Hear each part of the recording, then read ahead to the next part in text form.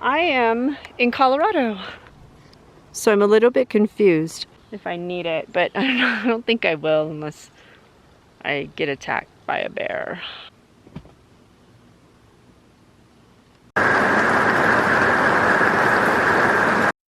My name is Allie. In the last few years, I've discovered my love for hiking and backpacking. These are my stories of RV travel in search of warm sunrises, great sandwiches, and inspirational trails.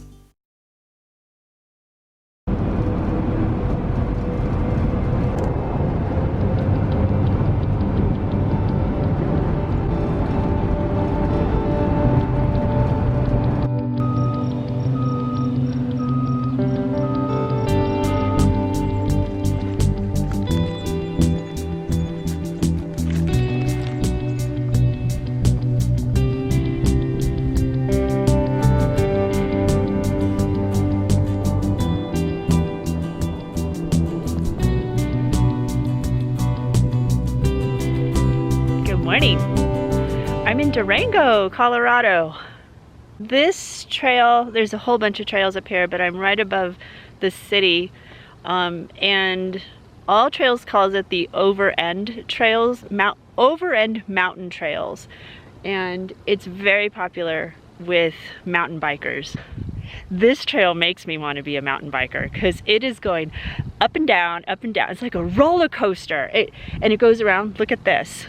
Can you see that? It goes up and over a hill, a small hill, but I could see why mountain bikers would really like this. I'm about a mile in or so, and I'm already seeing just the roller coaster of trail. I think I'm doing around 5 miles today, and it's up and down, and it's kind of warm. I'm noticing I'm the only one on the trail. I don't see any other footprints except for raccoons. And then I'm also not seeing any tire tracks either. I'm not sure why. But the other thing is, it is an urban hike. That's not very good to look at. Let me see. It might be in the sun if I do this. It's a little bit better, I guess. I could walk. I'm not really fond of urban hikes unless I have to, and today I feel like I kind of have to, because I'm in my RV.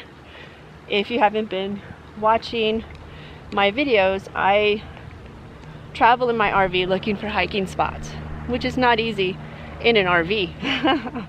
So, kind of changed my tactic. I was hoping to disperse camp, and it's a small print, like a child.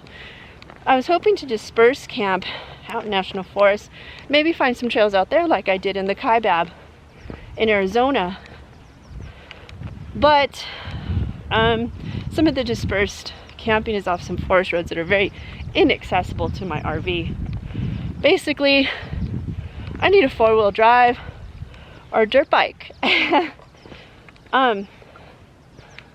gotta watch myself. It is muddy and slippery.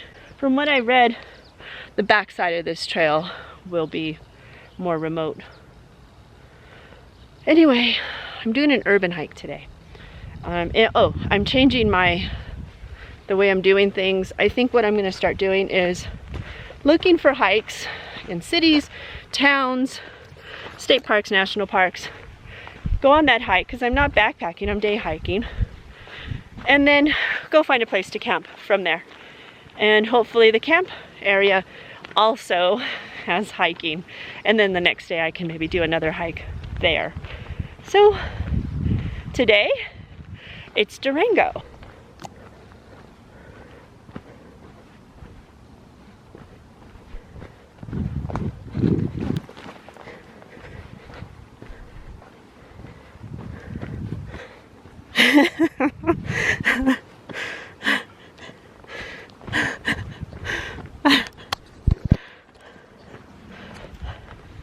I'm laughing because that was certainly like a roller coaster. That was funny. I just saw 3 mountain bikers go this same trail the opposite direction. And that was fun. I gotta say, Durango has some really dark dirt.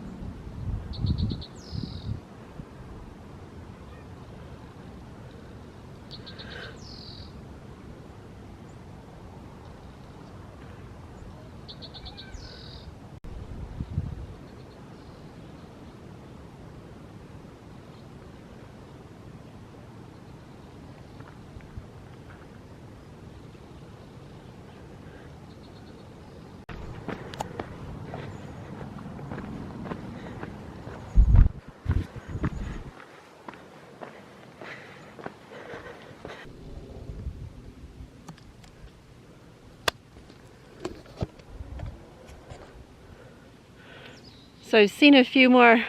Getting sweaty. Actually, I've been sweaty. Sorry. Women glisten.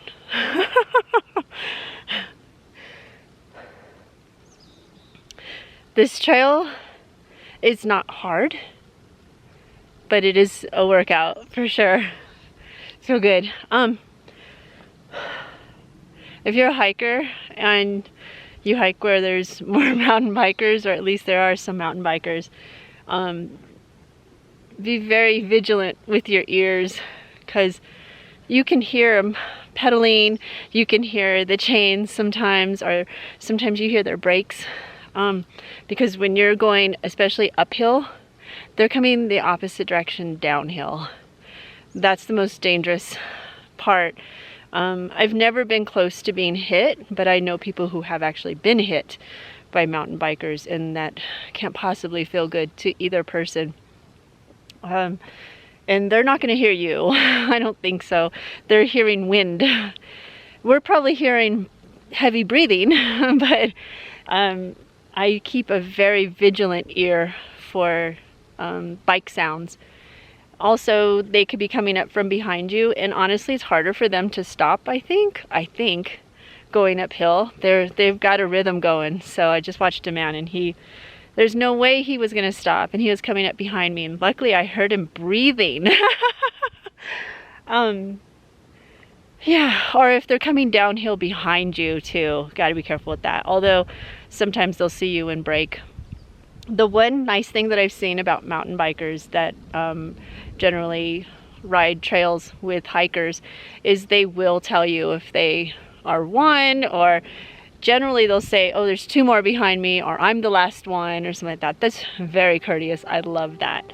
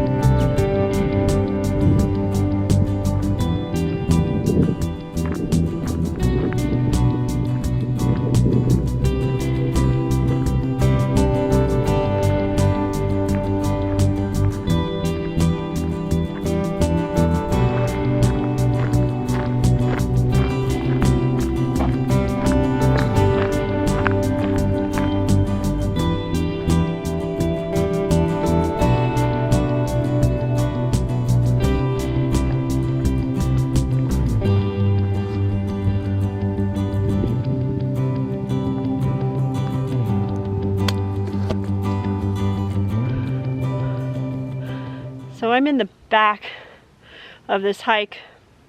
There are so many trails out here. If I lived here, I'd do all of them. They crisscross, and this one kind of just goes in the outskirts, but I think there's even more further out. I might have to revisit this area in the future. I'm going to be climbing now. I have been. And mountain bikers have been coming down. They just look like they're having too much fun. It's too much fun out here. earlier I said I wasn't seeing anybody. Well, they're all back here. There's hikers and more mountain bikers by far. So, and there's more shade back here. I'm so thankful because I'm going uphill now. Well, what goes up must come down, right? And then at the top there usually are these beautiful vista. There's these beautiful sceneries. Vista views. Views at the top.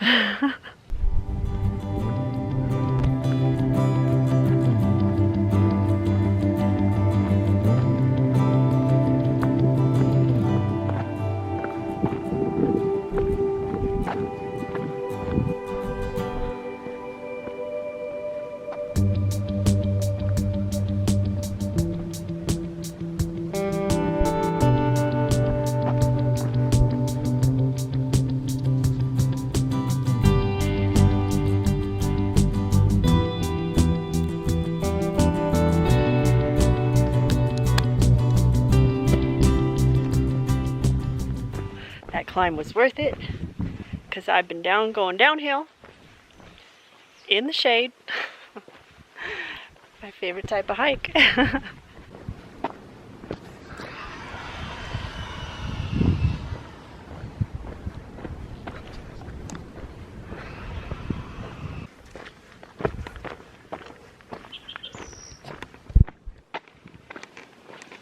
Just looking.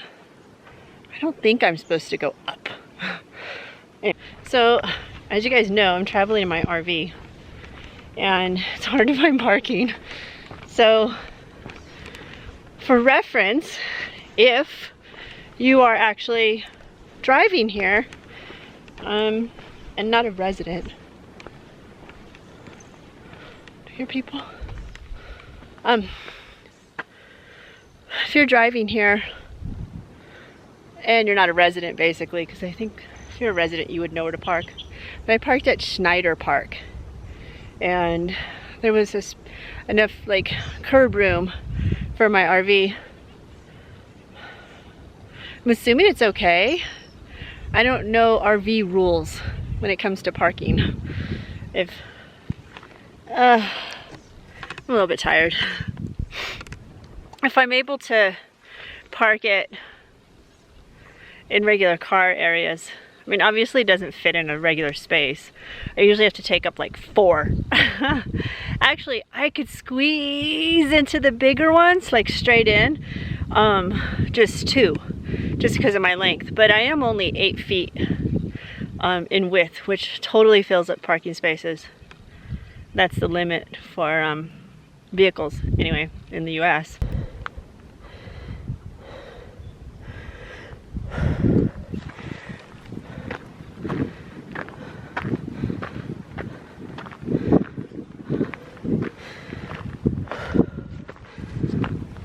Yep, that was the hill that I was supposed to go up. That was the steepest hill I've been up in a long time.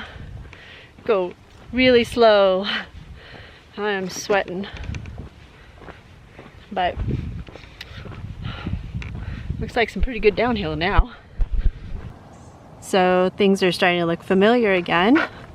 Like that range. And then I didn't see this earlier, but I actually hiked all along that edge there. Wait, no, wait, there it is. Somewhere down there. And then we went around way back there. And then, wait, I'm gonna catch up with my finger. Come back down. Now, I think I don't know how many miles I did. I think close to 6. Something like that. 5.7, 5.9. Something like that. But if you want to do more, you can, because there are a lot of trails that crisscross through here. Or you could do less. You could do 2 or 3 or 1. I love parks like that because you have a lot of options when you're hiking. So I'm almost done.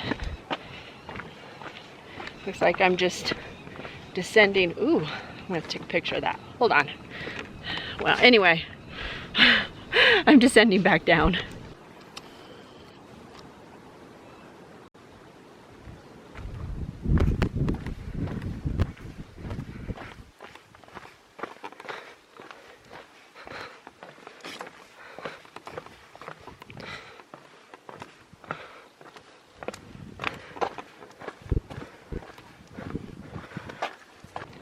I'm done. And well, I just have to walk to the RV. Let's hope everything's still intact down there. I was mistaken. I did 6.8 miles today. So no wonder I'm hungry. I actually didn't eat any of my snacks. I wasn't hungry until like 30 minutes ago. Just so you know, I don't really want to give away like license plates. Hold on, let me scoot up a little bit more. But I'm actually walking down a neighborhood now. But I don't like filming people's cars and houses and stuff like that. To me, that's an invasion of privacy, even though I'm on a public street, I guess. I guess you could always look at Street View on Google Maps. You're not interested in the houses. So I'm gonna go have me a ham and cheese sandwich with some chips and lemonade, and hopefully chill at the park by the Animas River. Thanks for watching. There she is, all safe, no tickets. Phew, now I can have some lunch.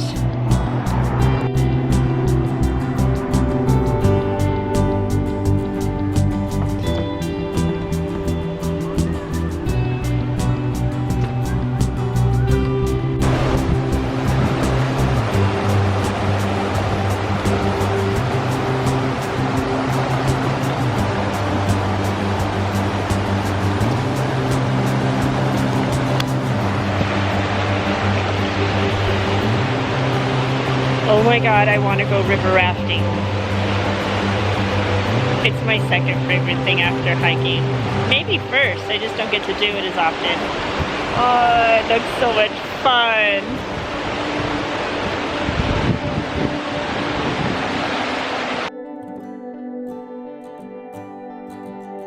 It was all funky this morning. I fell asleep on it and it just...